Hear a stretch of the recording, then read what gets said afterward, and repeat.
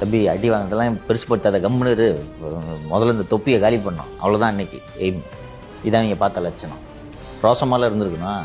ஒரு 30 வருஷம் கழித்து இன்னைக்கு நீங்கள் கூட்டணி சேர்றதை நான் பெரிதுபடுத்தலை.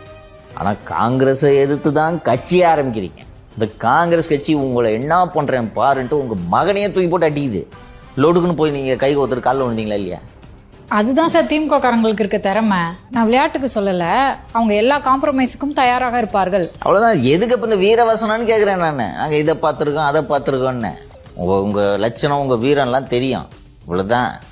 எத்தனை நிதி ஆயோக் கூட்டத்தில் கலந்துருக்காரு முதல்வர் சொல்லுப்பா? 1 சார். வருஷம் தானே நடக்குது. தங்கம் தென்னரசு போயிருக்காரு, தியாகராஜன் போயிருக்காரு, மற்றவங்க எல்லாரும் போயிருக்காங்க. என்னைக்கா போயிருக்காரு சொல்லியா? தனியாக 5 நிமிஷம் சந்திச்சாரா? எதுக்கு இப்போ இந்த சந்திப்பு? டாமி மகனை கவ்வ தொடங்கிடுச்சுன்றது தெரிஞ்ச உடனே தானே நீங்கள் போனீங்க. நீங்கள் பேசுகிறீங்க வீரம். மழை பெய்யுது, உலகத்தில் எங்கேயாவது வெள்ளை கூட தூக்கிட்டு போயிடுறது போனதை நீ கேள்விப்பட்டிருக்கேன்? நீ பீடா வைக்கிறவன் தான் கலர் கலராக குடை வச்சுக்கிட்டு பீடா வச்சுக்கிட்டு இருப்பான். யோசிச்சு பாரு. எடுத்துகிட்டு போங்க. இங்கே மழை பெய்யுது, நீங்கள் குடை எடுத்துகிட்டு போகலாம். ஆனால் கருப்பு கொடையை எடுத்துகிட்டு போனால் ஜி கோச்சுக்குவார்.